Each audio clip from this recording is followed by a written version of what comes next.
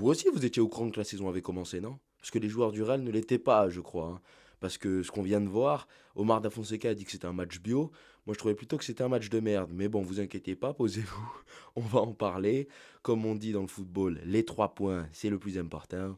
Je sais pas pourquoi j'ai pris un accent du Sud, mais bon. On va continuer le débrief sans l'accent, évidemment. Bon, les 3 points, victoire 1-0 du Real Madrid sur la pelouse du Santiago Bernabéu pour ce premier match de la saison. On va débriefer, ça vous inquiétez pas, j'ai pris des notes les gars. Donc on va parler les notes du match, voilà, petite intro tranquillement, posez-vous et on parle de ce match. Donc, victoire 1-0. Victoire 1-0, but sur péno de Kylian Mbappé. On va faire d'abord un petit résumé du match, mais d'abord présentons la composition. La composition du Real Madrid, elle est très simple. Première composition officielle de Xabi Alonso en Liga. Courtois dans les buts. Défense Hulsen Militao dans l'axe, Carreras en tant que latéral droit et Trent Alexander-Arnold, premier choix déjà de la part de Xabi Alonso. Un milieu de terrain donc composé de Tchouaméni, Arda Güler et de Federico Valverde et une attaque à 3 avec un Mbappé présenté comme un 9, plutôt un faux 9 entre guillemets, et donc sur les ailes Vinicius à gauche et Brahim Diaz à droite. Toujours pas de Rodrigo, il n'a même pas disputé une seule minute. Donc voilà, première mi-temps. Moi j'ai noté quoi? J'ai noté beaucoup de mal sur les phases arrêtées notamment.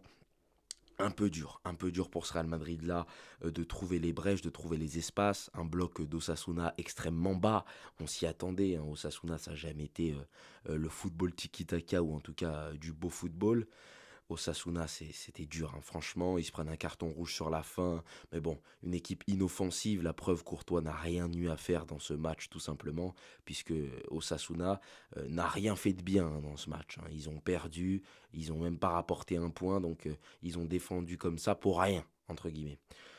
Un classique, Real Madrid, j'ai envie de dire, ce match. Beaucoup de mal sur les phases arrêtées, donc je l'ai dit précédemment. Et ça, c'est un classique du Real. Voilà, les phases arrêtées, le Real Madrid contre les blocs bas en Liga. On a vu un nombre de matchs incalculable depuis, c'est quoi, 3 4 dernières années, d'un Real inoffensif, d'un Real immobile, un manque de mobilité claire des joueurs. Je pense que ça s'est vu sur le terrain en première mi-temps notamment. Deuxième mi-temps, après le but, on va pas se mentir, il n'y a rien à retenir à part peut-être les changements. Mais sinon, beaucoup de manque de mobilité. Contrairement à un seul que j'ai trouvé, en tout cas dans le secteur offensif, très mobile, c'est un Kylian Mbappé qui décrochait beaucoup. Un Kylian Mbappé qui était très en jambes, très affûté, on le verra dans les notes, mes notes du match après. Mais un Kylian Mbappé que j'ai beaucoup apprécié, un joueur très disponible, très demandeur, et pour le coup, quand tu fais un petit mélange avec sa justesse technique qu'il a eu ce soir, eh ben, tu obtiens un très bon match de Kylian Mbappé qui a d'ailleurs fini homme du match et l'unique buteur de ce match sur un penalty provoqué justement par cette espèce de tonicité, cette capacité à percuter qu'il a, transition. Il arrive, 50e minute, il te claque un beau Ronaldo Shop, le défenseur d'Osasuna n'arrive pas donc à le retenir et fait faute. Il emporte tout sur son passage, Mbappé joue bien le coup, on va pas se mentir. Le péno au contre-pied parfait, voilà, plat du pied, efficacité comme on dit. Transition un peu lente, j'ai trouvé. Sur les phases arrêtées, on n'a pas été bon. Sur les transitions, le seul but qu'on a, donc le penalty, a été provoqué par une transition qui, pour le coup, avait été bien jouée, plus rapide. En première mi-temps, on a eu du mal à mettre un peu de rythme. Beaucoup de manque de rythme, en fait, dans ce match. Ça, je pense que c'est le maître mot. Pas beaucoup de prise de profondeur. J'ai été un peu déçu sur ça. On a vu quelquefois Vinicius prendre la profondeur, mais c'était un peu trop lent, un peu trop prémédité. Et du coup, ça laissait le temps au bloc d'Osasuna de se reformer, cette espèce de ligne de 6 quasiment et ligne de 4, c'était absolument abominable à regarder, absolument abominable les gars. Donc, donc voilà. J'ai noté quoi d'autre? Manque de présence dans la surface, voilà. Du coup, on avait notre numéro 9 Kylian Mbappé qui décrochait beaucoup, ce qui fait quoi? Ce qui fait qu'il y a un manque de présence dans la surface, manque d'un véritable neuf, beaucoup de centres qui n'accouchaient pas, ou en tout cas qui n'aboutissaient pas par une frappe, ou en tout cas un danger réel pour le gardien d'Osasuna, le portier de Pamplune. Donc voilà. Cette première mi-temps, on s'est un peu fait chier, mais ça va. On s'est dit pourquoi pas. Franchement, moi, première mi-temps, mon débrief, c'est j'attends que le match s'emballe. J'attends que le match s'emballe. Première mi-temps, j'ai aussi eu des bonnes impressions de Carreras, Carreras, j'ai beaucoup aimé Carreras. Je l'ai trouvé pareil, très mobile, très disponible, très en jambes et un très bon sens du placement, très bon sens du jeu. Il était toujours au bon endroit au bon moment. Et la justesse technique était aussi importante. À un moment donné, il fait un très bon centre au deuxième pour Mbappé qui tente une reprise acrobatique, malheureusement détournée par un défenseur d'Osasuna. Donc, deuxième mi-temps, bel enchaînement de Kylian Mbappé, comme je l'ai dit, but, péno. Réaction d'Osasuna pendant 5 minutes, le bloc se découvrait un peu, mais après on est resté dans cette espèce de faux rythme avec lequel on a l'habitude du côté du Real Madrid pour les matchs de Liga, ce faux rythme qu'ils installent après avoir marqué. Dans ces matchs, on va pas se mentir, le facteur X, le truc le plus important, c'est de marquer le premier dans les matchs contre des blocs bas comme ça en Liga. Quand tu marques le premier, le match, t'es quasiment sûr de le gagner. Voilà, quand t'as la qualité individuelle et collective qu'a le Real Madrid dans ces matchs-là, quand tu marques, tu gagnes. Voilà. Donc premier but est arrivé et le Real Madrid ne s'est pas non plus acharné pour en mettre un deuxième tellement Osasuna était inoffensif, les 3 points étaient déjà garantis à la 60e. Donc, euh, donc voilà. C'était un match fade après ça. On a vu une équipe du Real Madrid qui faisait tourner, un faux rythme s'installer. Et voilà, c'est un peu tout ce que j'ai à dire du match. Un carton rouge un peu anecdotique à donner à Betrones ou Betrona, je ne sais plus comment il s'appelle, ce joueur qui vient percuter Gonzalo Garcia. Voilà. Côté joueur, côté notes. Pour les notes du match, moi, ben déjà, j'ai pas noté Courtois parce que je trouvais pas ça très intéressant de le noter, sachant qu'il n'a pas, il y avait rien à faire RAS pour Courtois, rien à signaler, hein, franchement, rien à dire. C'est la 53e où il a une espèce de frappe sur un centre. Sinon, avant ça, il y a rien. Et après ça, il n'y a pas eu grand chose de plus. Côté latéraux, Carreras, moi je lui ai mis la note de 8 sur 10. Je lui ai mis la note de 8 sur 10. Je l'ai trouvé donc beaucoup d'apports offensifs, j'ai trouvé de sa part. Une grande justesse technique, comme je vous l'ai dit précédemment. Un bon sens du placement. Et c'était toujours dans ce côté débauche, dans ce côté don de soi. J'ai bien aimé le match de Carreras. L'inverse, Trent Alexander-Arnold, un Alexander-Arnold déçu, j'ai été déçu de sa performance. Un Trent un peu fade, un peu complexé, comme dirait Mohamed Eni. Franchement, sorti à la 60e, c'est une bonne chose pour Carvajal qui lui est rentré. Sa concurrence doit se mordre les doigts à Trent.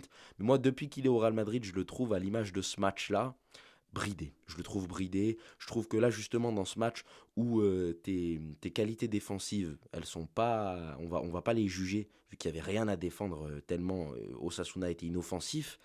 Et ben justement, c'est à ce moment-là que tu dois nous apporter cette créativité, que tu dois nous apporter ce plus offensif, justement. Je vais parler du milieu de terrain parce que moi j'ai trouvé qu'il a manqué beaucoup de créativité ce soir. Et ben j'attendais à ce qu'un Trent Alexander-Arnold pallie un peu ce manque de créativité que peuvent avoir Tchouaméni, que peuvent avoir Valverde, en nous faisant quelques passes qui cassent les lignes, en nous apportant cette petite patte, ce petit plus qu'il a et qui fait que moi, c'est un joueur que j'aime beaucoup et que je suis très content d'avoir Trent Alexander-Arnold au Real Madrid, mais j'ai envie de le voir. Donc, si j'ai un petit message à te faire passer, Trent Alexander-Arnold, ne joue pas complexé, ne soyez pas complexés, les frères. Non, mais plus sérieusement, Alexander-Arnold, débride-toi, parce que quel joueur c'est quand il joue au football avec ses qualités balle au pied. S'il te plaît, Alexander-Arnold, fais-nous plaisir, fais-nous plaisir. C'est tout ce que j'ai à te dire. Voilà. Côté défense centrale, Ulsen, c'est simple. Patron de la défense. Sérénité 100%. Je suis serein quand Dean Ulsen est avec moi. Cet hispano-néerlandais, je l'aime. Voilà, je l'aime. Donnez-lui le numéro 4, virez à la bas s'il faut. Le futur patron de ces 10 prochaines années au Real Madrid, c'est lui. Voilà, il dégage une sérénité, une aisance. Techniquement, il est juste. Voilà. Militao, pas. Et du coup, Trent, je lui ai mis la note de. Je vous ai pas dit les notes. C'est ma deuxième vidéo, les gars, soyez indulgents. Militao, je lui ai mis la note de 5. Ulsen, la note de 7. Carreras, la note de 8. Alexander Arnold, la note de 3. Militao, pas grand chose à faire. Pas grand chose à faire, mais il a quand même fait quelques erreurs techniques. Donc voilà, 6, je lui ai mis 6, 5. À vous de me dire dans les commentaires. Faites vos notes d'ailleurs dans les commentaires. Sur le secteur défensif, donc on passe. Güler, Valverde, Tchouaméni, je leur ai mis la même note, c'est 6. Voilà, 12, 10, on peut mettre 5, 6. Parce que j'ai trouvé que c'était trop faible. Il n'y avait pas cette magie, cette créativité qu'on attend dans ce genre de match, bordel. On est là, on se fait chier à regarder des matchs du Real Madrid contre Osasuna. Offrez-nous un peu de plaisir, un peu de quelque chose à se mettre sous la dent dans ce match. Un petit truc, quoi, c'est tout. Et là, franchement, ouais, j'ai été déçu d'Arda Güler, j'ai été déçu de... Bon, après, le duo Valverde-Chouameni, vous savez déjà ce que j'en pense pour ceux qui me suivent sur TikTok. Pour les nouveaux qui débarquent, moi, je trouve que le duo Federico Valverde, Aurélien Chouameni, dans les matchs comme ça, il n'est pas nécessaire. Voilà, c'est pas nécessaire de mettre les deux, je trouve que c'est trop défensif. L'apport offensif de Chouameni et Valverde, il est trop faible dans un match où tu dois justement apporter ce petit côté technique, cette petite touche que eux n'ont pas. En tout cas, moi, je ne pense pas qu'ils l'ont. Voilà. Donc, une note globale de 6 sur 10 pour ce milieu de terrain que j'ai trouvé ouais, un peu fade, comme Alexander-Arnold. J'ai dit, se contente du minimum, en fait. Même si j'ai trouvé Valverde un peu plus remuant que les deux autres. On a pu le trouver certaines fois dans les demi-espaces. Donc, c'était plutôt pas mal.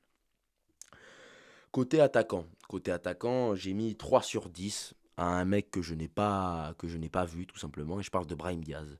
Parce que Brahim Diaz, on me dit qu'il est sur la compo, je le vois sur la feuille de match, mais je ne le vois pas sur le terrain. Il était totalement invisible, inutile. J'ai envie de vous dire, Brahim Diaz, ça y est, je commence à comprendre, c'est un super sub. Hein. Chaque fois qu'il est titulaire, il me déçoit. Et là, dans un match où justement on a besoin de ce style de joueur qui va être bon dans les petits espaces, qui va réussir à combiner avec potentiellement Arda Güler, avec potentiellement avec un Trent Alexander-Arnold, avec un Mbappé, avec un Vinicius, tout ça, et ben là, Brahim Diaz, il t'offre un match qui est ennuyeux en fait. Il t'offre un match qui est inutile. Il a été inutile ce soir et je suis déçu parce que justement, je l'attendais dans les demi-espaces, aller provoquer, rentrer dans le cœur du jeu pour nous montrer un peu ce style qu'il a, si Messi qu'il peut avoir des fois aussi. Donc je voulais voir un peu de ça et je ne l'ai pas vu. Donc déçu de Brahim Diaz. Vinicius, pas excellent, un peu remuant mais sans plus. Voilà, sans plus, je lui ai mis la note de 6 sur 10 à Vinicius. Un peu remuant en première mi-temps, il sort tôt, hein, il sort très tôt Vinicius de la rencontre. Mais ouais, on sent que quand même Vinicius, je sais pas ce qu'il a, mais il est pas dedans. On sent qu'il est pas dedans. Alors oui, c'est Vinicius, donc il va réussir à te faire quelques diffs. Il n'a pas été horrible, hein, franchement, mais c'est pas le Vinicius qu'on aime, c'est pas le Vinicius que j'aime, c'est pas le Vinicius que j'ai envie de voir. Mais je pense que c'est qu'une question de temps et qu'il va pouvoir potentiellement se remettre dans le bain, se remettre dans le mou et aller chercher de la performance et du plaisir aussi. En parlant de plaisir, le man of the match, le meilleur joueur sur ce match, Kylian Mbappé, je lui ai mis la note de 8, comme Carrera, ça aurait pu être 9. Je vous ai dit, j'ai beaucoup aimé ses décrochages. J'ai beaucoup aimé ses décrochages. J'ai trouvé qu'il a été très juste techniquement. Il m'a fait plaisir. Franchement, Mbappé, son match, euh, plaisir, plaisir. Et il m'a fait aimer un Kylian Mbappé que j'aime pas forcément. Voilà, que en tout cas, je ne considérais pas nécessaire dans ce Real Madrid là. Mais là, franchement, je l'ai trouvé très intéressant sur ses touches de balle. Je vous ai dit, il a été dans le don, il a été dans le don de soi, beaucoup d'appels. Il n'avait pas forcément besoin de presser parce qu'on a eu tout le temps la balle dans ce match, mais en tout cas, moi, j'ai bien aimé. Il était plutôt en jambes et ça a été récompensé par donc ce péno provoqué et marqué par Kylian Mbappé. En passant, il va finir Pichichi, hein, je peux vous le dire assurément. Ce Mbappé-là va finir Pichichi. Maintenant, si on doit parler de Xabi Alonso et en global de la performance collective du Real Madrid, j'ai vu un Real Madrid un peu plus mieux organisé tactiquement, pardon. Un Real Madrid plus cohérent, un Real Madrid plus posé, mais un manque de magie, manque de créativité qu'on a ressenti, un faux rythme. Ce Real Madrid-là, en fait, il me fait penser, là, ce match-là, il me fait penser à un match qu'on aurait pu voir il y a 2-3 ans, tu vois, le Real 2023-2024 en première partie de saison, quoi. Quand les matchs où tu les gagnes sur un but, sur un péno, sur Bellingham qui te sauve. Vous savez, cette période du Real Madrid où le Real Madrid n'était pas flamboyant mais gagnait quand même. Donc là, c'est les 3 points, c'est un premier match pour Xabi Alonso. On va pas tirer la sonnette d'alarme tout de suite, évidemment, mais j'ai pas envie que s'installe cette espèce de on peut gagner en se contentant du minimum. Parce qu'aujourd'hui, c'est ça, clairement, c'est les 3 points. Il n'y a que ça à retenir et la performance individuelle de certains. Mais sinon, on n'a pas de révolution encore. Alors moi, je ne suis pas pessimiste. J'espère qu'elle arrivera, cette révolution, et je pense qu'elle va arriver, mais ça va prendre du temps. Et ce match est une petite piqûre de rappel pour nous dire que bah, le changement, ça se fait pas en 2 mois, quoi. Xabi Alonso, il faut le temps qu'il bosse, il faut le temps qu'il s'imprègne de ses joueurs, de ses profils, de ce climat qu'il y a autour de lui au Real Madrid, de ce qu'on lui demande, des attentes qu'il a en lui de la part des supporters et de la part de la direction. Donc ouais, si on doit finir, on doit conclure par un petit bilan. Il y a des bonnes choses. Individuellement, il y a des choses à dire, franchement. Tactiquement, donc moi je vous ai dit sur les phases arrêtées, j'ai l'impression de voir le Real Madrid d'Ancelotti, donc j'espère que ça va changer.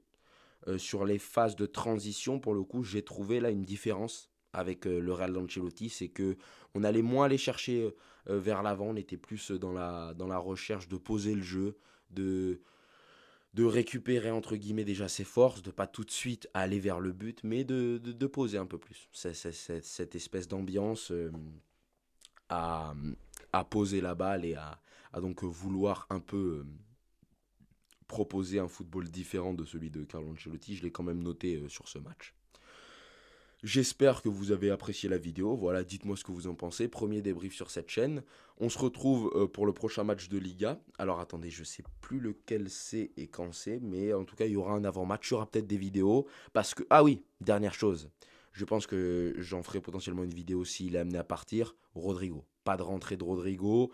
Et pour finir un peu sur les entrants, donc on a eu du Carvajal. Je vous l'avais dit par rapport à Alexander Arnold. On a eu du Mastantuono. On n'a pas pu trop voir, les gars, franchement. On a eu du Ceballos, mais on a même eu du Gonzalo Garcia, qui provoque d'ailleurs le carton rouge d'Osasuna, mais on n'a pas eu de Rodrigo.